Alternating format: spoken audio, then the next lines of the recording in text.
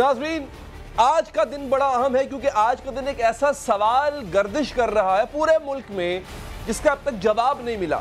और वो सवाल ये है कि क्या हुकूमत अदलिया के खिलाफ कोई साजिश करने जा रही है?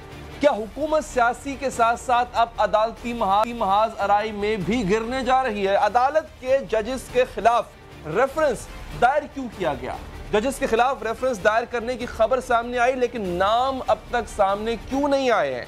बड़ा ही कंफ्यूजन है, बड़ा ही अबहाम है जो अब तक सॉल्व नहीं हो पा रहा। मामला एक खबर छपने के बाद नाज़रीन सामने आता है। खबर क्या थी कि हुकूमत ने सुप्रीम कोर्ट के एक और जो हाई कोर्ट्स के दो इन जजेस के खिलाफ सुप्रीम जुडिशल काउंसिल में रेफरेंस दायर कर दिए और इल्ज़ाम ये लगाया है कि इन जज हजरात की बैरून मुल्क जायदादें हैं जिनका गोशवारों में जिक्र नहीं है। अब ये ऑल ऑफ अ सडन इन दो जजेस हाई कोर्ट्स के और एक सुप्रीम कोर्ट के जजेस के खिलाफ ये जायदादों वाला मामला कैसे सामने आ गया? लेकिन यहाँ पर अहम बात यह है कि जिन जजेस के खिलाफ रेफरेंसेस दायर किए गए इनके नाम सामने नहीं आए हैं। खबर का सामने आना था कि अफवाहों का बाजार गर्म हुआ, नामों के बारे में कयास आराइयां भी होने लगी। इस खबर पर मुख्तलिफ हल्कों की जानिब से एहतजाज भी किया गया। Additional attorney general Zahid Fakhruddin G Ibrahim एहतजाजन मुस्ताफी हुए। अब इनसे मंसूब जो अस्सीफे में लिखा गया है वो क्या है कि मुझे सीनियर जजेस के खिलाफ रेफरेंस दायर किए जाने की खबर मिली। इनमें से एक जज अपनी दयानतदारी की वजह से शोहरत रखते हैं और जिनके खिलाफ धरना केस नजरसानी दरख्वास्त दायर करते हुए हुकूमत पहले ही अपनी राय का इजहार कर चुकी। यानी एक जज के खिलाफ जो इनके खिलाफ रेफरेंसेस दायर किए गए उनमें से एक जज के खिलाफ हुकूमत बहुत पहले अपनी राय का इजहार कर चुकी है। मुस्ताफी अटॉर्नी जनरल ने भी किसी जज का नाम नहीं लिया, लेकिन धरना केस का जिक्र करते हुए इनका इशारा वाज़ियतन जस्टिस काजी फायज ईसा की जानिब है। धरना केस में नाज़रीन जस्टिस काजी फायज ईसा ने हसास इदारों के किरदार पर संगीन सवालात उठाए थे। ये खबर भी आई कि जस्टिस काजी फायज ईसा ने सदर पाकिस्तान को खत लिखा है और अपने खिलाफ रेफरेंस दायर किए जाने से मुतालिक पूछा है और यह भी लिखा है कि अगर रेफरेंस फाइल करने की खबर दुरुस्त है तो इन्हें नकल फराहम की जाए। कहीं ना कहीं नाज़रीन बड़ी सोचने की बात है, किसी न किसी मामले की पर्दादारी इस वक्त डाली जा रही है। जान के किसी वजह से इस मामले को आधा अया, आधा आपके सामने और आधा खुफिया रखा गया है। आखिर वजह क्या है कि रेफरेंस दायर किए जाने की खबर आ जाती है लेकिन नाम नहीं आते और सरकारी सतह पर इस हवाले से कोई मौक़िफ़ भी सामने नहीं आ रहा। अपोजिशन की जानिब से इस खबर पर सख्त रद्द-ए-अमल सामने। Peoples party chairman Bilawal Bhutto Zardari इसे हुकूमत की जजेस के खिलाफ साजिश समझते हैं। प्रेस कॉन्फ्रेंस की उन्होंने कहा कि इमरान खान मुल्क के हर इदारे पर कब्जा करना चाहते हैं।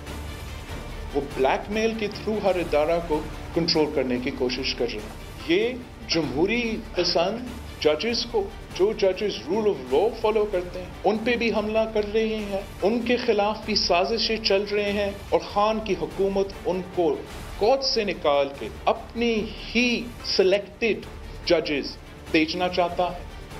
अब अगली बात थोड़ी हैरानी की थी। मुस्लिम लीग नून ने भी जजेस के खिलाफ किसी कार्रवाई की सूरत में मज़ाहमत का ऐलान कर दिया। हालांकि मुस्लिम लीग नून वो खुद कई दफ़ा अदलिया के कंडक्ट, खास तौर पे उनके केसेस के हवाले से उस पर सवालात उठाती रहती है। नून लीगी रहनुमा मरियम नवाज ने ट्वीट में लिखा कि आला अदलिया के 3 मुअज़्ज़िज़ जज साहिबान के खिलाफ रेफरेंस जाली हुकूमत का एक और आमराना और खौफ पर मबनी इक़दाम है। हक़ व इंसाफ की हर आवाज़ को कुचलने का जो सिलसिला इस्लामाबाद हाई कोर्ट के एक जज से शुरू हुआ वो आज जुल्म व जबर की नई सतह तक आन पहुंचा है। अब मरियम नवाज ने यह भी लिखा कि हुकूमती अहकामात की बजाय आइन और कानून के मुताबिक फैसले करने वाले जजेस को एक एक करके हटाया जा रहा है। ईमानदारी और दयानतदारी को जुर्म ठहराना शर्मनाक है। ख्वाजा आसिफ ने ट्वीट में लिखा कि अदलिया की आज़ादी के खिलाफ हर कोशिश की मज़ाहमत की जाएगी। अच्छा, आखिर वजह क्या है कि रेफरेंस की खबर आ जाती है लेकिन हुकूमत की जानिब से कोई सरकारी मौक़िफ़ नहीं आया? किसी ने नहीं बताया कि खबर सच्ची है झूठी है? क्या वाकई हुकूमत सियासी के साथ साथ अदालती महाज भी अब खोलने जा रही है?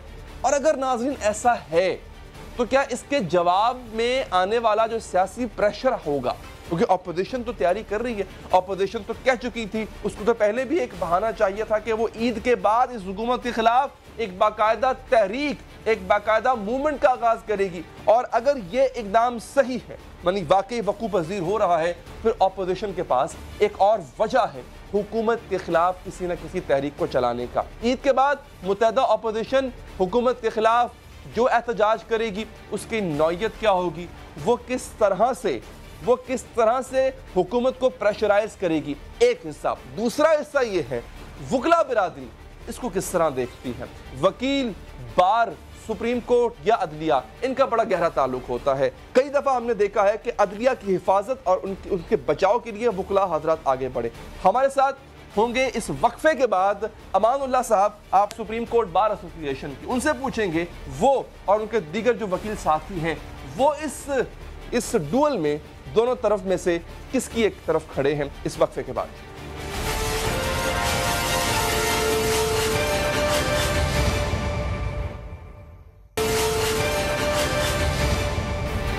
वक्फे के बाद हाज़िर नाज़रीन, जैसा कि मैंने ब्रेक से पहले कहा था, इस पूरी सूरत हाल में कौन किसके साथ खड़ा है, ऑपोजिशन कहां खड़ी होगी, काफी हद तक वाज़ेह हो चुका है। हुकूमत का एक बड़ा मुबहम, बड़ा कंफ्यूज्ड बल्कि अनक्लियर वर्जन सामने आया है। अब तक किसी ने ना तरदीद की है इस खबर की कि किसी जज के खिलाफ रेफरेंस दायर हुआ या नहीं, ना ही किसी की जानिब से तस्दीक की गई है। और अगर ऐसा है, जो खबर जिसकी वजह से एडिशनल अटॉर्नी जनरल ने इस्तीफा दिया है, उसमें भी जजेस के नाम जाहिर नहीं किए गए। हमें ज्वाइन किया है सुप्रीम कोर्ट बार के सदर जनाब अमानुल्लाह साहब ने। सर, बहुत शुक्रिया आपके वक्त का। क्या वजह है अमानुल्लाह साहब कि एक कंफ्यूजन पाया जाता है, अभी तक भी इस बात पर तस्दीक नहीं हो पाई कि खबर दुरुस्त है नहीं दुरुस्त। एक लेटर तो सामने आ गया इस्तीफे का एडिशनल अटॉर्नी जनरल का, लेकिन उसमें भी नाम नहीं लिया गया, नाम पोशीदा रखे गए हैं जजेस के कि किन जजेस के खिलाफ रेफरेंस दायर हुआ है या होने जा रहा है। आपकी इत्तलात क्या है इस मामले में? बिस्मिल्लाहिर्रहमानिर्रहीम। मैं समझता हूँ हमें इस बात के टो में नहीं लगना चाहिए कि इसके खिलाफ कोई रेफरेंस गया है या नहीं गया है। ये एक ड्यू प्रोसेस होता है। अगर किसी खिलाफ है तो law will take its own course. इसको हाइप क्रिएट नहीं करना चाहिए, ना गवर्नमेंट को ना मीडिया को। जब चीज़ें सामने आएंगी तो उसका जवाब भी सामने आएगा, उससे रद्द-ए-अमल भी सामने आएगा। अब अभी तक किसी चीज़ का सर पैर का पता नहीं है। हम सब लोग इसमें परेशानी भी हैं, हिजानी कैफियत में मुब्तला हो गए। नहीं, आपका राइट है, मगर उस राइट के अंदर जो कोई हकीकत हो तब ना मुद्दई को पता है, ना गवर्नमेंट इजहार कर रही है, ना काजी साहब को पता है। एडिशनल अटॉर्नी जनरल साहब ने इस्तीफा दे दिया है। अगर उसको पता है तो हकीकत बता दे, उसने भी नहीं बताया। पूरी कौम परेशानी में है, मगर मैं समझता हूँ इतनी परेशानी होनी नहीं चाहिए। जब हक़ाइक़ सामने आएंगे तो कोई रद्द-ए-अमल भी आएगा। जो कुछ अखबारों में छपा है वो तो कोई ऐसी बात नहीं है, कोई सीरियस बात हो। जायदाद खरीदना मुल्क से बाहर कोई जुर्म नहीं है। और काजी साहब, उसका ख़ानदान जो है माशाल्लाह वेल ऑफ है, ये अपने वालदैन के ज़रिए से और अपने उसके जो फैमिली है वो भी माशाल्लाह वेल ऑफ लोग हैं। हम उनको पर्सनली जानते हैं। मुझे तो उसके अंदर कोई अचंभे की बात नज़र नहीं आती है। अगर किसी ने कोई प्रॉपर्टी खरीदी हो तो उनके पास अल्लाह ताला ने तो आपको वर्थ और वेस्ट बहुत दी है। हुकूमत को क्लैरिटी लानी चाहिए। ये परेशानी या कंफ्यूजन अगर है तो ये हुकूमत की वजह से है ना, वो हाँ या ना में इस बात का आवाम को मुझे नहीं पता हुकूमत ने कुछ किया। मैं क्यों चाहूँ कि हुकूमत ज़रूर कुछ करे। मैं समझता हूँ अल्लाह करे सारी खबरें झूठ हूँ। क्यों हमारे इदारों के अंदर कोई ऐसी चीज़ें आ जाएं, है या नहीं है का सवाल नहीं है। मैं समझता हूँ बिल्कुल ये कॉन्कॉक्टेड खबर है और इसकी कोई हैसियत नहीं है। ये मुल्क में हैजान पैदा करने की कोशिश है। तो मेरा रद्द-ए-अमल यही है। मैं इसको कोई अहमियत ही नहीं दे रहा हूँ कि आपका एक अच्छा आपके लिए उतनी बड़ी बात नहीं है। मैं इसलिए कि मैं हवाओं में बात नहीं करता ना। जब तक कोई चीज़ सामने हो ना हो और सिर्फ हवा में बात करना और इस्तीफा भी हवा में दे देना, या काजी साहब की तरफ से कि लेटर एट्रीब्यूट किया जा रहा है वो पूछ रहे हैं, मैं समझता हूँ उनको भी नहीं पूछना चाहिए था। जो हक़ाइक़ सामने आएंगे, और काजी साहब का केस इतना कमज़ोर नहीं है जिसके लिए उनको कोई परेशानी हो। और काजी साहब माशाल्लाह वज़ादार इंसान है, माशाल्लाह इंटेग्रिटी उसकी माशाल्लाह किसी से कम नहीं है, काबिलियत और सलाहियत किसी से कम नहीं है। वो अगर सुप्रीम कोर्ट में बैठे हैं तो अपनी हैसियत में एक अच्छे इंसान की हैसियत से बैठे और उनका हक़ है कि वहाँ बैठे, तो उनको परेशानी नहीं होनी चाहिए। अच्छा, ये बताइएगा मामला साहब, इस तरह बिल्कुल ठीक जी, दुरुस्त फरमा रहे हैं आप, दुरुस्त फरमा रहे हैं। अच्छा, मुझे ये बताइएगा सर कि अगर जायदाद के अलावा कोई और वजह हो रेफरेंस डालने की, कोई और वजह हो, तब सुप्रीम कोर्ट का या आपका रिएक्शन क्या होगा? सर गुजारिश सारे मफरूज़े हैं ना, आप मुझसे मफरूज़ों पर पूछ रहे हैं, मफरूज़ों पर रद्द-ए-अमल देना, मफरूज़ों पर कोई फैसले करना, तो ये मुनासिब बात नहीं है। गुजारिश है, अभी तो कुछ भी नहीं है सामने, जब तक कोई हकीकत सामने नहीं आती। वैसे भी जो आर्टिकल 209 है उसके रेफरेंस के बारे में ये कहा जाता है कि उसके अंदर सीक्रेसी होती है, वो चीज़ें पब्लिक नहीं होती हैं। अगर है भी उसको पब्लिक नहीं होना चाहिए रूल्स के मुताबिक, अगर नहीं भी है तब तो बिल्कुल अच्छी बात है, नहीं है।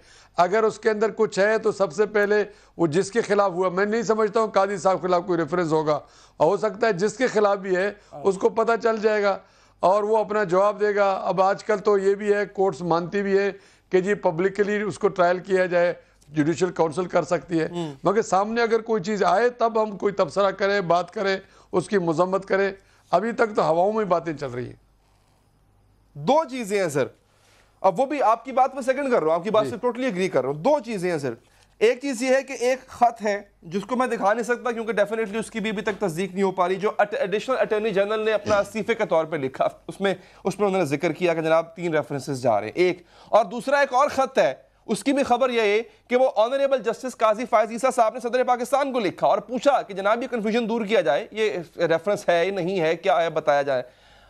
एक ऐसी चीज जो परपोर्टेडली हो रही है। मेरा आपसे सर इल्तजा और सवाल ये है अमानुल्लाह साहब कि being a responsible president of बार, आपको नहीं लगता कि उस हैजानी कैफियत को खत्म करने का मुतालबा आपकी तरफ से होना चाहिए? भले इसका सिरे से वजूद ना हो, लेकिन एक अफवाह भी अगर है, उस अफवाह ने परेशान तो किया हुआ ना सबको। सर मैं समझता हूँ हमारा जो निज़ाम है उसको इतना फ्रेजाइल नहीं होना चाहिए कि अफवाहों के नतीजे में हमारे अंदर कोई हैजान पैदा हो जाए। मैं समझता हूँ इसमें हैजान पैदा होनी भी नहीं चाहिए और ना इसके टो में लगना चाहिए, इसके पीछे लगना चाहिए क्या हो रहा है या क्या नहीं हो रहा है। ये तो रूटीन का प्रोसेस है, जो रेफरेंसेस आते हैं उसको वेट किया जाता है। हो सकता है प्रिलिमिनरी स्टेज पे खारिज हो गया हो सकता है वापस कर दिया गया हो, पता नहीं उसके अंदर क्या कुछ हुआ होगा, और हो सकता है दाखिल भी न हुआ हो सकता है किसी ने सोचा हो या न सोचा हो।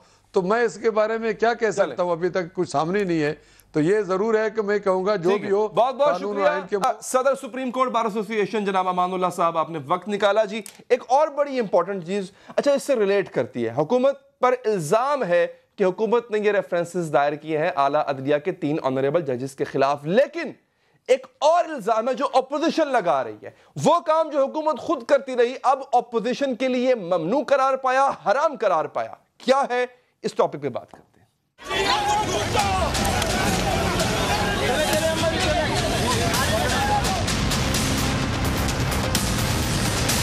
आपको और आपके फर्जंद बिलावल को दोनों को कहता हूं, मैं दावत दे रहा हूं कि आ जाओ, आओ आके इस्लामाबाद धरना दो।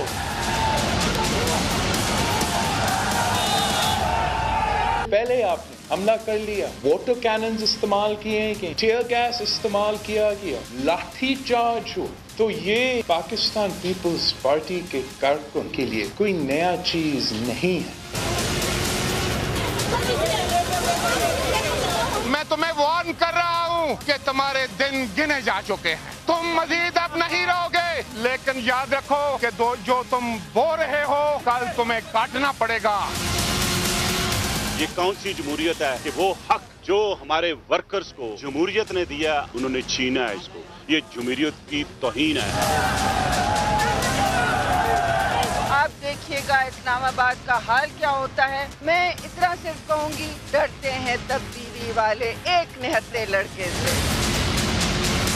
नाज़रीन, ऑपोजिशन हुकूमत के खिलाफ एहतजाज का इरादा रखती है। हुकूमत कंटेनर फराहम करने का वादा कर चुकी है, लेकिन आज क्या होता है, आज इससे कारकुनों का इज्तिमा बर्दाश्त नहीं होता। आज नैब के तलब करने पर बिलावल भुट्टो जरदारी इस्लामाबाद पेश हुए। इस मौके पर पीपल्स पार्टी के कारकुन जमा हुए तो गुज़िश्ता बार की तरह इस बार भी पुलिस ने इनके रास्ते में रुकावटें खड़ी की, लाठ हुआ, वाटर कैनन इस्तेमाल की गई, गिरफ्तारियां भी तक की गई थी। आज सुबह हम यहाँ से निकले, मैंने कोई कॉल नहीं दिया था, तो मेरे चंद कारकुन जो यहाँ मौजूद थे या यहाँ से नजदीक थे, मेरा MNAs had decided to accompany me. Now कानून में कहीं नहीं लिखा है कि आपके साथी आपको अकम्पनी नहीं कर सकते हैं। अब नैब में पेशी के बाद प्रेस कॉन्फ्रेंस करते हुए बिलावल भुट्टो ने कहा कि इमरान खान मुखालिफिन के खिलाफ रियासत को इस्तेमाल कर रहे हैं। फीमेल MNAs को आपने रमजान के महीने में इस तरीके से, जब वो कोई एहतजाज नहीं कर रहे हैं, पुरअमन तरीके से अपना हक इस्तेमाल कर रहे हैं। ये मदीना का रियासत है। मदीना के रियासत में आप रोजा में खवातीन पे हमला कर सकते हो, अरेस्ट कर सकते हो। तो जनाब, सियासी कारकुनान पर सख्ती हुकूमती पॉलिसी का हिस्सा नजर आती है, क्योंकि वजीर दाखिला एजाज शाह ये कह चुके हैं कि जो लोग एहतजाज करने बाहर आएंगे इन्हें किसी सूरत बर्दाश्त नहीं किया जाएगा। ये जुमला मैंने तब्दील किया, जुमला कोई और था, थोड़ा सा नामुनासिब भी था। अब जो एहतजाज करेगा इसे फैंटी लगेगी। आज पीपल्स पार्टी ने सड़कों पर मार खाई तो इसकी सियासी हलीफ मुस्लिम लीग नून ट्विटर पर इसका साथ देने आ गई। नून लीगी रहनुमा मरियम नवाज शरीफ ने मुज़म्मती ट्वीट किया। क्या किया? पार्लियामेंट, वज़ीर आज़म हाउस और PTV पर हमला करके हुकूमत को 4 माह तक मफलूज करने वाला धरना गर्द एक दिन के लिए छोटा सा एहतजाज बर्दाश्त ही कर सका, क्योंकि चोर दरवाजे से आया है। नून लीग और पीपल्स पार्टी की सियासी हम आहंगी का यह आलम भी देखने में आया कि नारे कल नून लीग के जलसे में लगे वही आज पीपल्स पार्टी के रहनुमाओं ने भी लगाए।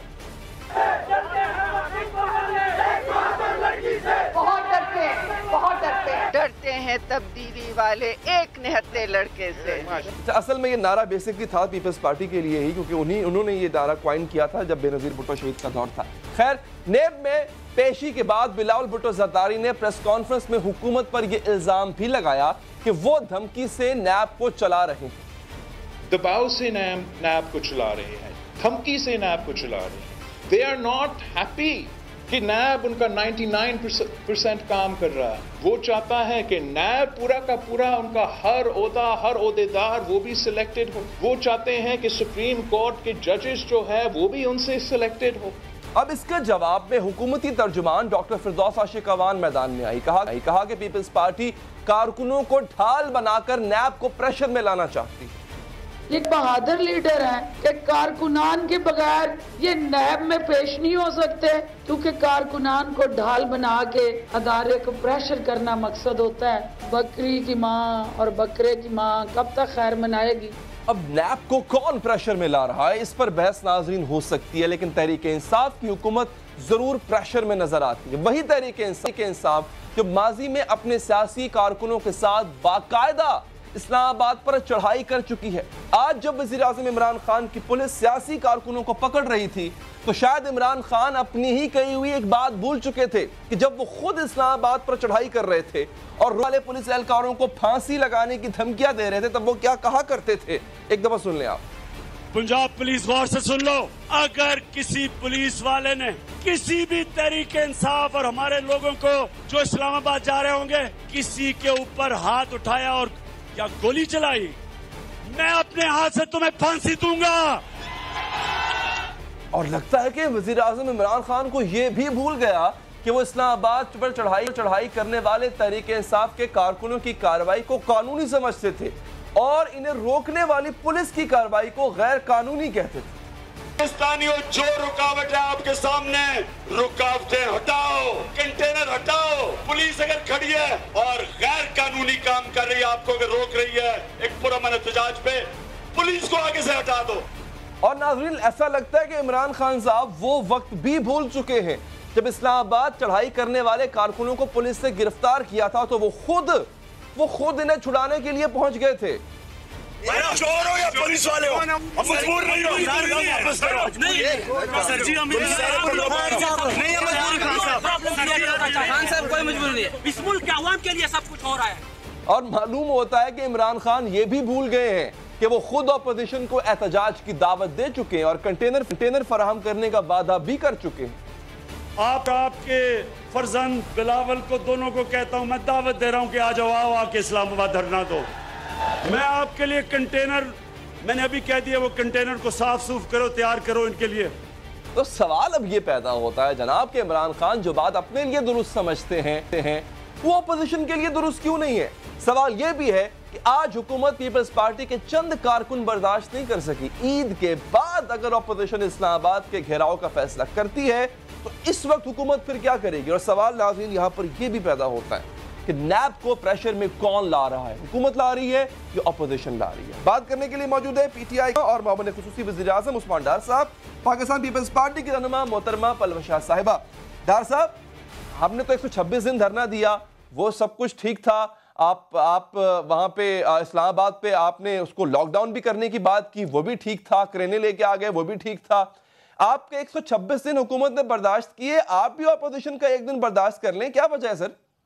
अली मेरे भाई, ये जुल्म तो ना करें आप हम पे। कहां हमारी एक तारीखी पॉलिटिकल मूवमेंट वो 126 दिन की, जिसमें हम 4 हल्के इन्वेस्टिगेट कराना चाहते थे, फिर उसके बाद पनामा लॉकडाउन जो हुआ उसमें हम करप्शन की इन्वेस्टिगेशन कराना चाहते थे अली, और दूसरी तरफ इनके ऊपर तो क्रिमिनल चार्जेस हैं। ये तो अपने ऊपर करप्शन की इन्वेस्टिगेशन रोकने के लिए सारा दंगा फसाद कर रहे हैं, कार्य सरकार में मदाखलत कर रहे हैं, दमादम मस्क कलंदर करने के लिए। आप सुन ही रहे हैं किस तरह बिलावल साहब आए रोज तकरीरें कर रहे हैं। तो वो दो मुख्तलिफ चीजें हैं। हम एक मकसद के लिए बाहर निकले थे, ये लोग करप्शन बचाने के लिए निकले हैं बाहर। तो आप ये फैसला किसने किया था? क्या ये फैसला किसने किया था कि एक तो वो एहतजाज तारीखी था और दूसरा आप करप्शन के लिए बाहर निकले थे? ये फैसला किसी अदालत ने किया हुआ है या आपने खुद साख्ता, आपने खुद से फैसला किया हुआ? देखें, हमने खुद से किया, एक कॉज के लिए निकले, एक पुरअमन एहतजाज कर रहे थे। ये देखें ना, ये किस तरह कार्य सरकार में मदाखलत कर रहे हैं। अगर आप आ रहे हैं तो आप पुरअमन तरीके से रहे। ये आना और एक मैसेज देना कि जी बिलावल जा रहे हैं, अपने करप्शन के मुकदमात को फेस करने जा रहे हैं, एक क्रिमिनल इन्वेस्टिगेशन चल रही है उनके ऊपर, उसके ऊपर आ जाते हैं और फिर उसको कंपेयर करने की कोशिश करते हैं हमारे साथ। मैं आपको बताता हूं, धरने के दिनों में पंजाब पुलिस बकायदा सीढ़ी लगाकर मेरे घर में आ गई थी, चादर और 4 दीवारी का तकद्दुस पमाल किया गया था। तब अली हमें रबड़ की गोलियां खानी पड़ी हमारे वर्कर्स को। वो गलत था, हमारा वर्कर शहीद हुआ फैसलाबाद में। जी, वो गलत था जो कुछ हुआ, आपने कंडेम किया, हमने भी कंडेम किया। जो आप कर रहे हैं वो भी गलत है। देखिए ये आए पुरअमन तरीके से आए, ये जो कह रहे हैं जी हम तहरीक चलाना चाहते हैं, आईनी और इनका कानूनी हक है, लेकिन ये आना रियासत से टकराने की कोशिश करना, रियासत के बड़ी प्यारी बात की आपने, बहुत प्यारी बात की। Continue please, continue sir. तो इसलिए ये जो सिचुएशन क्रिएट की जा रही है, क्या और लोग अदालतों में नहीं जा रहे हैं? हमजा शहबाज जब नैब में गए हैं, आप बताएं कोई ऐसा वहां खुशगवार वाकया हुआ हो?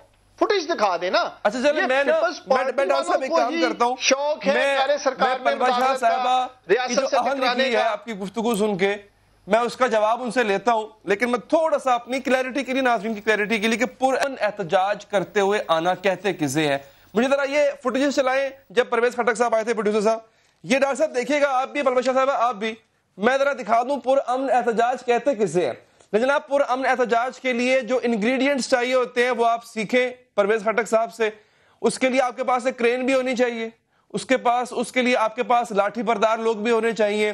क्रेन ऐसी होनी चाहिए जो रास्ते में आने वाली हर रुकावट को उखाड़ के जो है वो एक तरफ फेंक दे। ऐसे ही है डॉक्टर साहब, मैं गलत अगर नहीं हूं, इनको ऐसे आना चाहिए था, इनको क्रेन लेके आना चाहिए था पीपल्स पार्टी वालों को, और इनके साथ डंडा बरदार लोग भी होने चाहिए थे, तब आप मानते हैं पुरअमन एहतजाज है? वो तो पीएमएलएन ने बकायदा कंटेनर्स लगाकर रास्ते रोके, शेलिंग हुई, रबड़ की गोलियां चलाई गई, हमारे वर्कर्स को हरासा किया गया। जैसे मैंने कहा, हमारे घरों की चादर और 4 दीवारी का तकद्दुस पमाल किया गया।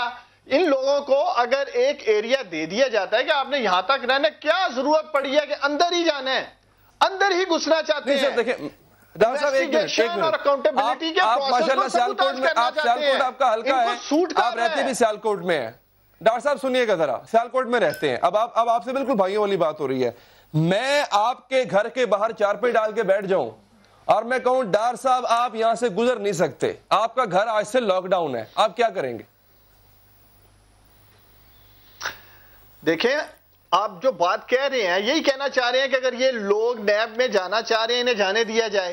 बिलावल भुट्टो साहब को केसेस का सामना है, वो आते हैं, वो जरूर जाएं, ये लेकिन साथ बैंड बाजा बारात जो लेके आते हैं, क्या हमारे लोग नहीं जा रहे हैं? क्या ये सब कुछ हो रहा है वहां? जैसे मैंने आपको हमजा की एग्जांपल दी है, और दीगर लोग भी नैब के केसेस को फेस कर रहे हैं। ये कोई ज्यादा लाडले नहीं है बिलावल साहब। कल जरदारी साहब ने जाना है, कल भी आप देखेंगे, ये बिल्कुल एक प्लानिंग के तहत तमाशा लगा रहे हैं। ये अकाउंटेबिलिटी के प्रोसेस को सबूताज करना चाहते हैं। इनको नजर आ रहा है गिरफ्तारी का खौफ है, इसलिए इनसे पूछा जाए कि मनी ट्रेल किधर है, अरबों कहां से आए हैं, वो जवाब नहीं है। सादे से सवालात इनसे वो पूछते हैं, कोई जवाब नहीं है। पॉलिटिकल विक्टिमाइजेशन हो रही है, हुकूमत जो है ज्यादती कर रही है। बिल्कुल ठीक है। अब पलवशा जी, आप अपने साथ साथी, आपके जाले, अपने कारकुन वो घर छोड़ के आए, आप ना लेकर आए अपने साथ। जो मुझे समझ आई है डार साहब की गुफ्तगू से, हुकूमत ये चाहती है, आप ऐसा करेंगे जी? देखिए जी, आपको याद है आपके चैनल के दो थे नुमाइंदे जिनको DSNG से निकाल के वो जो तारीखी जिद्दोजहद थी उसके दौरान PTI के लोगों ने उनके सर पे डंडे मारे थे, आपके चैनल के लोग थे जी, अच्छी आपको याद होगा। बिल्कुल ऐसे ही समा टीवी। मैं ये मानती हूँ कि ये तारीखी जिद्दोजहद जो थी जिसकी डार साहब बात कर रहे हैं, तारीखी जरूर थी मगर बेइज्जती के लिहाज से तारीखी थी, क्योंकि 126 दिन वो खाली कुर्सियों से खिताब करते रहे और एम्पायर की उंगली का इशारा करते, वो जो है वो इंतजार करते रहे।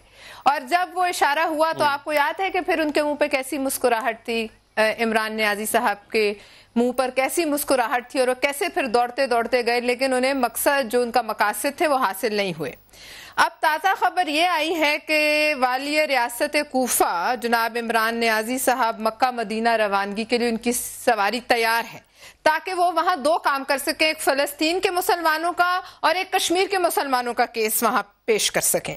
अब फलस्तीन के मुसलमानों का केस वो पेश करेंगे जिनके साबिक ससुराली गोल्ड स्मिथ और उनके जो जज्बात हैं वो आज इस्लामाबाद कूफे से बदतर था, आज इस्लामाबाद गजा से बदतर था, आज इस्लामाबाद जो था वो आज इस्लामाबाद श्रीनगर का मंजर पेश कर रहा था। ये वहां वो जाएंगे वहां बात करने जो मोदी के चीफ सपोर्टर थे, जो मोदी के लिए दुआ मांग रहे थे खैर की कि वो वापस आए। ये हमारे लिए वहां ये मुसलमानों का मुकदमा पेश करने जाएंगे जिन्होंने पूरे मुल्क की इज्जत दांव पे लगाई, उसको फोन पे फोन किया ताकि वो इन्हें तकरीब हल्फबरदारी में मदऊ करे।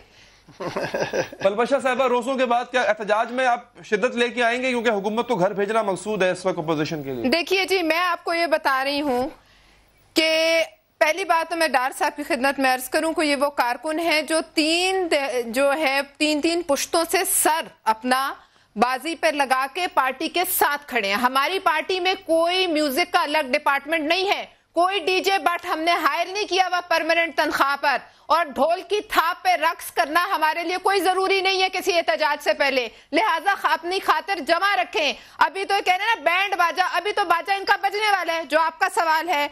अब इनका जो इन्होंने इस मुल्क की मईशत, इस मुल्क के एहतसाब और अब निजाम अदल पर कारी ज़रब लगाई है। ये दरअसल अपनी हुकूमत की जो इनका ताबूत है उसमें आखिरी कील ठोका है और उस तफून ज़दा लाश पर डंडे बरसाए हैं। ये डंडे इन्होंने आज रोजे के इदारों के सर पर नहीं बरसाए, ये अपने सरों पर बरसाए हैं, क्योंकि जो आज ये काम कर रहे हैं कल ये अपना सर मजबूत रखे, ये डंडे इनके सर पर बरसेंगे। और ये देख रहे हैं आज वो जज इज्जत की दुहाइयां दे रहे हैं अपने, वो लिख रहे हैं सदर को कि हमारे खिलाफ रेफरेंसेस बने हैं। अगर जजेस इज्जत की दुहाइयां दे रहे हैं तो अली आपकी और मेरे हमें कौन इंसाफ देगा? ये होता है रियासत मदीना में काजियों के साथ ये सलूक होता था। आपने जो आखिरी बात की पलवशा जी, मैं उसका सवाल डार साहब से पूछ लूं। गोल्ड स्मिथ एंड कंपनी के मैं ब्रेक पे जाने से पहले जरा उसका सवाल डार साहब से पूछ लूं। बड़ी इंपॉर्टेंट बात है जजेस के हवाले से जो आपने की है।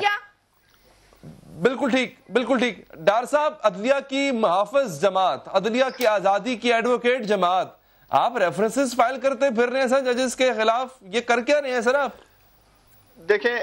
देखें अली, अदलिया पे आने से पहले मैं पाकिस्तानियों को बताना चाहता हूं कि इन दोनों सियासी जमातों का इखलाकी दवालियापन हो चुका है। उसका अंदाजा आप इस बात से लगा सकते हैं, चंद रोज कबल मियां नवाशी साहब ने जेल जाना था, उनको बैंड बाजे के साथ छोड़ने गए हैं। कहां छोड़ने गए हैं? जेल में डालने गए हैं। गुल्लू भट्ट को भी, मंशा बम को भी इसी तरह डोल डमक्कों के साथ जेल में डाला जाएगा। ये प्रेसिडेंट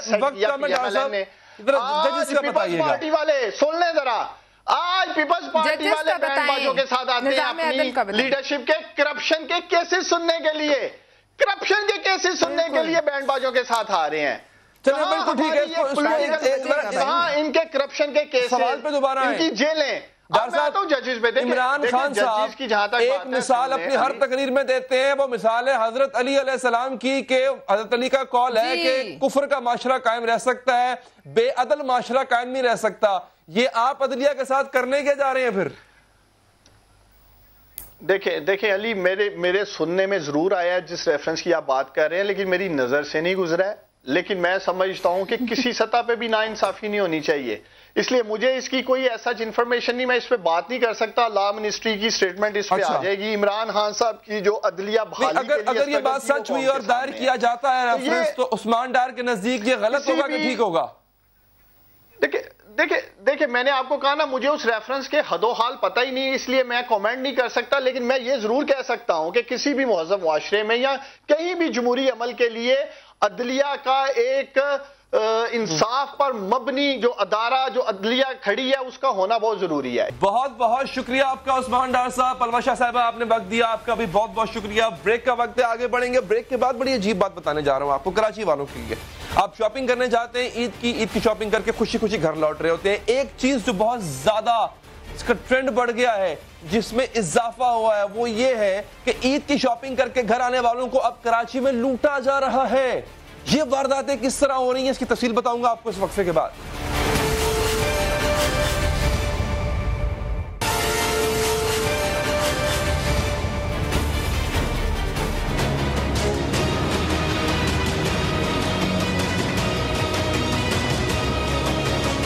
मैडम उससे गलती में लग गया था। गलती में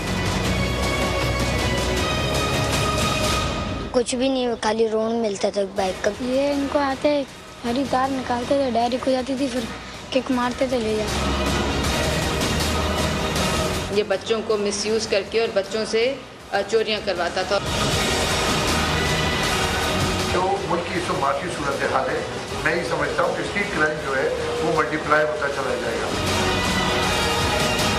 यहाँ पे सजा का रेट ओनली 2% है। अभी ये मेरी तफ्तीश की नालायकी है या आपने क्राइम रिपोर्ट नहीं किया?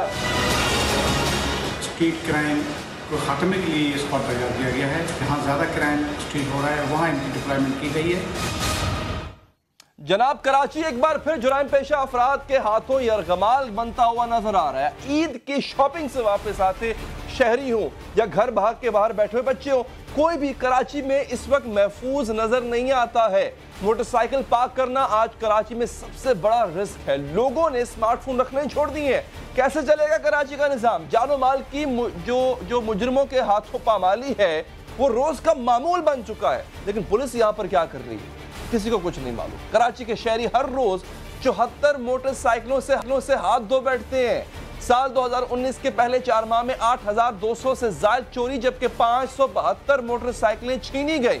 और पुलिस की कारकर्दगी यह है कि इन 74 मोटरसाइकिलों में से सिर्फ 11 रिकवर हो चुकी हैं। कराची के शहरी जनवरी से अप्रैल तक 14,098 मोबाइल फोन से महरूम हुए, यानी हर रोज 118 मोबाइल फोन चुराए गए, ये छीने गए।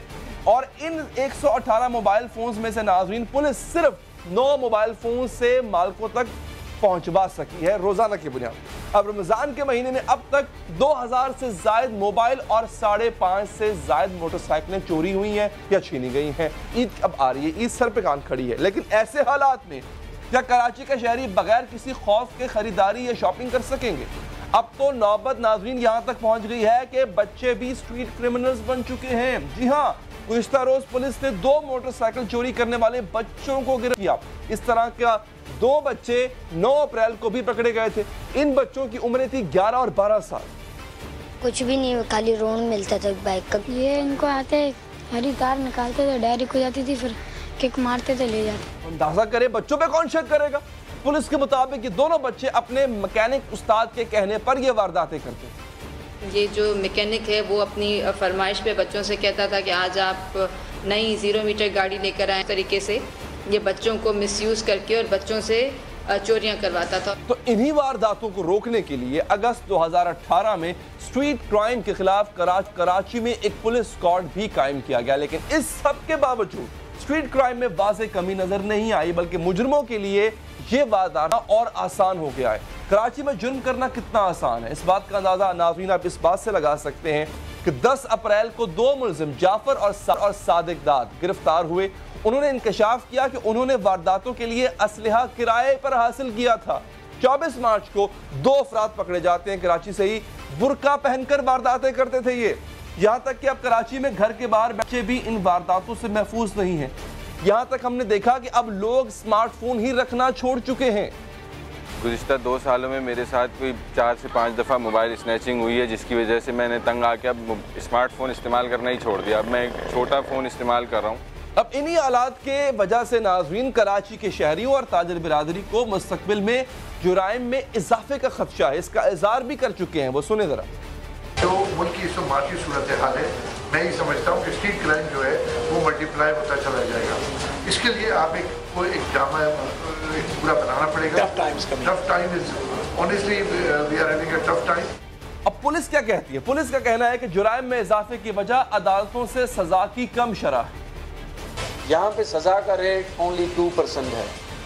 अभी ये मेरी तफ्तीश की नालायकी है, या आपने क्राइम रिपोर्ट नहीं किया, या अदालत में केस फंस गया, या वकील साहब बहुत जोरावर थे, उसने जज पे प्रेशर डाल दिया, बंदा छूट जाता है। ये बात ये पुलिस अफसर साहब खुद मान रहे हैं, क्योंकि अगर स्ट्रीट क्रिमिनल्स अदालतों से बरी होते हैं तो इसकी एक बड़ी वजह नाकिस तफ्तीश ही हो सकती है। अगर अदाद शुमार देखे जाए नाज़रीन तो वाज़े होता है कि न सिर्फ पुलिस की तफ्तीश नाकिस है, बल्कि मुजरमों के गैंग्स तक पहुंचने का सलाहियत भी ना होने के बराबर है। मुखबरों का निज़ाम जो कभी पुलिस की रीढ़ की हड्डी हुआ करता था, वो अब कहीं नजर नहीं आता है कि सूरत हाल अब कितनी आगे बढ़ चुकी है और इसको रोकने के लिए क्या कुछ किया गया है, नहीं किया गया। हमारे नुमाइंदे, खुसूसी नुमाइंदे अहमान मौजूद हैं जो कि इस तरह की रिपोर्ट्स और इस तरह की चीज़ों को डील भी करते हैं। अहमर, ये पुलिस के कंट्रोल में अब चीजें आ नहीं रही, हुआ क्या है? क्रिमिनल स्मार्ट हो गए हैं, उन्होंने अपने तरीके बदल लिए हैं, या पुलिस की नाअहली है? जी देखिए, साल 2013 में कराची ऑपरेशन का आगाज़ हुआ था। उसके बाद से शहर में बड़ा जुर्म, यानी कि जिसमें कत्ल, इक़दाम या अगवा की वारदातें हों, वो तो थम गई और उसमें बहुत वाज़े कमी आई। लेकिन स्ट्रीट क्राइम जो है वो हम देखते हैं कि वो बढ़ता चला गया। उसकी एक बुनियादी वजह यह है कि जो मुलजिम पहले कत्ल किया करता था या उजरती कातिल था, वो अब गाड़ी की स्नैचिंग या थेफ्ट में जो है वो मुलव्वस है और उसने बड़ा जुर्म करना छोड़ दिया और छोटे जुर्म की जानिब आ गया है। इसी तरह हम देखते हैं कि मोबाइल फ़ोन की स्नैचिंग में बड़ा इजाफा हुआ है। वो इजाफा इसलिए हुआ कि मोबाइल फ़ोन की कीमतें बढ़ गई और वो इतने ज़्यादा महंगे होने लगे हैं कि उसको चुराने में और एक मोटरसाइकिल को चुरा के बेचने में मुनाफा मुलजिमान को उतना ही होता था। तो इसकी वजह से उन्होंने उधर जो है वो मोबाइल स्नैचिंग में जो है वो इजाफा देखने में नज़र आता है। इसी तरह मोटरसाइकिल की स्नैचिंग, जो पहले मुलजिमान गाड़ी चोरी करते थे या छीनते थे, वो मोटरसाइकिल की छीनने और चोरी करने में जो है वो मुलव्वस होने लगे। तो क्रिमिनल ने अपना माइंडसेट तब्दील किया, अपनी वारदातों का अंदाज बदलते जा रहे हैं मुलजिमान। लेकिन बदकिस्मती से पुलिस अपना रिवायती अंदाज जो है वो बरकरार रखे हुए है तफ्तीश में भी। और एक आम शहरी के लिए जब वो एक वाकया रिपोर्ट करने के लिए थाने जाता है तो वो थाने का माहौल तब्दील करने की कोशिश तो पुलिस ने बहुत की, लेकिन तब्दील नहीं हो चुका है।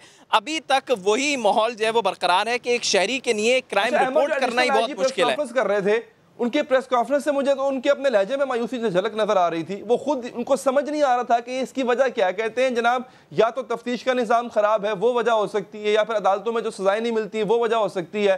पुलिस खुद कंफ्यूज है कि ये हो क्या रहा है। जी देखें, पुलिस जो है वो सिर्फ सिक्योरिटी ड्यूटीज़ करने में जो है वो मामूर होती है। जो मोबाइल स्क्वाड, मोटरसाइकिल स्क्वाड हर ज़िले में एक बनाया गया है पुलिस की जानिब से, हर डिस्ट्रिक्ट को एक बनाया गया है, वो भी जो है वो कोई खातिर खा कामयाबी हासिल नहीं कर पाया है स्ट्रीट क्रिमिनल्स के ख़िलाफ़। मुलजिमान ने बड़ी चालाकी से वारदातें करना शुरू कर दी हैं। वो कभी अपने साथ कोई खातून बिठा लेते हैं और कभी कोई बच्चा जो है वो अपने साथ बाइक पर बिठा लेते हैं और फिर एक आम शहरी की तरह गुजरते हुए सड़क पर ही किसी भी शहरी को रोक कर वारदात करते हैं और उसके बाद बआसानी फ़रार हो जाते हैं। पुलिस बहुत लाइल्म दिखाई देती है इन तमाम तर वाक़यात पे। जो तफ्तीश है वो जो है वो सही अंदाज में नहीं की जाती है केसेस की। और साथ ही साथ जो एक सीसीटीवी कैमरों का निज़ाम शहर भर में लगना था कि जी सीसीटीवी कैमरे 10,000 कैमरे शहर में लगने थे, वो कराची की बदकिस्मती रही कि अभी तक वो कैमरों का निज़ाम पूरा नहीं लग सका है, जिसकी वजह से पूरी तरह से शहर को मॉनिटरिंग जो है वो उसकी नहीं की जाती है। इसीलिए स्ट्रीट क्राइम फिर जो है वो काफ़ी बेकाबू दिखाई देता है। फिर दूसरी जानिब शहरी जो है वो अक्सर औकात क्राइम रिपोर्ट नहीं करते हैं। इंपॉर्टेंट बात आपने अहमर बताई है, बल्कि हमने अभी इरादा ये किया है कि इस आम इशू पे अलहदा से सेगमेंट और प्रोग्राम किया जाएगा। कराची और लाहौर दोनों के जो वहां पे सीसीटीवी कैमरा का निजाम है, जिससे बड़ी हद तक क्राइम रुक सकता है। डेवलप्ड कंट्रीज में ऐसा ही होता है। हमारे यहाँ दावों के बावजूद उस निजाम में कितनी बेहतरी लाई गई है। कैमरा सिस्टम, सीसीटीवी पूरे शहर में, सेफ सिटी प्रोजेक्ट्स। बहुत बहुत शुक्रिया आपका अहमर रहमान। नाज़रीन, दुनिया क्रिकेट के 12वें वर्ल्ड कप की इफ्तिताही तकरीब ओवल लंदन में शुरू हो चुकी है। कल से वर्ल्ड कप का बाकायदा आगाज मेजबान इंग्लैंड और जनूबी अफ्रीका के मैच से होगा। अब तक ऑस्ट्रेलिया 5 बार वर्ल्ड कप जीत चुकी है, इंग्लैंड 5वीं बार वर्ल्ड कप का मेजबान है, लेकिन कभी भी टाइटल अपने नाम नहीं कर सका। इंग्लैंड की तरह दुनिया क्रिकेट की कई ऐसे सितारे हैं जो क्रिकेट के मैदानों में तो बड़े लेकिन होता क्या है कि अपने मुल्क के लिए ये वर्ल्ड कप नहीं ला सके। अच्छा, अब शुरू करते हैं नाज़रीन 1992 के वर्ल्ड कप के इंग्लिश टीम के कप्तान ग्रैम गोच से। ग्रैम गोच ने 1979 और 1987 और 1992 के वर्ल्ड कप खेले। इंग्लैंड की टीम तीनों बार फाइनल में पहुंचती है, लेकिन ग्रैम गोच की बदकिस्मती तीनों बार इंग्लैंड हार गया। ग्रैम गोच ने वर्ल्ड कप के 21 मैचेस में हिस्सा लिया और 5 बार वर्ल्ड कप के बेहतरीन खिलाड़ी करार पाते हैं। इंग्लैंड के एक और बेहतरीन ऑलराउंडर इयन बोथम भी बदकिस्मत खिलाड़ियों की फहरिस्त में शामिल हैं। 2 वर्ल्ड कप आपने खेले, इंग्लिश टीम की नुमाइंदगी की, इनका करियर शानदार था, इसमें कोई शक नहीं। 1992 के वर्ल्ड कप में 16 विकेटें उन्होंने हासिल की, लेकिन इनकी कारकर्दगी भी वो इंग्लैंड को कामयाबी वर्ल्ड कप में ना दिला सकी। अब पाकिस्तान ने 1992 का वर्ल्ड कप जीता, लेकिन दुनिया में मशहूर 2Ws में से एक वकार यूनुस जख्मी होने की वजह से विनिंग टीम का हिस्सा ना बन सके।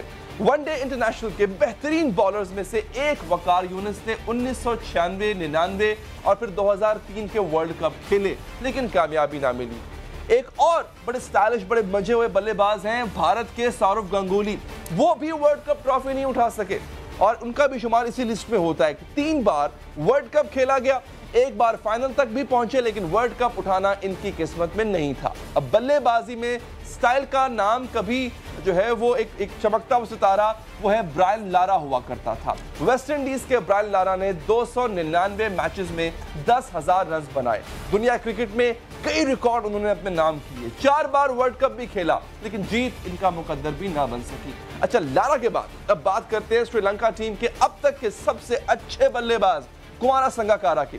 संगाकारा ने 4 वर्ल्ड कप टूर्नामेंट्स में मुल्क की नुमाइंदगी की। नाज़रीन, कुमारा संगाकारा ने 2015 के वर्ल्ड कप में 4 सेंचुरियां स्कोर की, लेकिन ये सब रायगां गई। इन खिलाड़ियों के अलावा शाहिद अफरीदी और इसके साथ Lance Klusener, Jacques Kallis, AB de Villiers, ये बड़े बड़े नाम है बुर्ज क्रिकेट के जो अभी तक वर्ल्ड कप अपनी टीम को नहीं जितवा सके। तो नाज़रीन, ये तो थे वो बड़े खिलाड़ी जो अपनी टीमों को वर्ल्ड कप की ट्रॉफी नहीं दिलवा सके। अच्छा, अब बात करते हैं उन खिलाड़ियों की जो 2019 का वर्ल्ड कप खेलकर क्रिकेट को खैरबाद कहने वाले हैं। नाज़रीन, पाकिस्तान के साबिक कप्तान शोएब मलिक का ये आखिरी वर्ल्ड कप है। उन्होंने 284 मैचों में 7,000 से ज्यादा रन और 157 विकेटें हासिल की। दुनिया क्रिकेट के एक और सितारे क्रिस गेल भी वर्ल्ड कप के बाद रिटायर हो रहे हैं। अपनी जारहाना बल्लेबाजी की वजह से मशहूर है। इस वेस्ट इंडीज खिलाड़ी ने वनडे मैचेस में 10,000 से ज्यादा रन स्कोर किए। भारतीय स्टार महेंद्र सिंह धोनी ये भी वर्ल्ड कप के बाद क्रिकेट को खैरबाद कहेंगे और धोनी ने वनडे मैचेस में 50 की औसत से 10,000 से ज्यादा रन स्कोर किए हैं। नाज़रीन, इन खिलाड़ियों के अलावा इंग्लैंड के जेम्स एंड्रिस, न्यूजीलैंड के रॉस टेलर और बांग्लादेश के मुशर्रफी मुर्तजा भी वर्ल्ड कप के बाद रिटायरमेंट का ऐलान कर चुके हैं। अब देखते हैं नाज़रीन कि ये खिलाड़ी वर्ल्ड कप में कैसी कारकर्दगी दिखाते हैं। प्रोग्राम पहुंचाता है, दीजिए इजाजत, अल्लाह के बाद।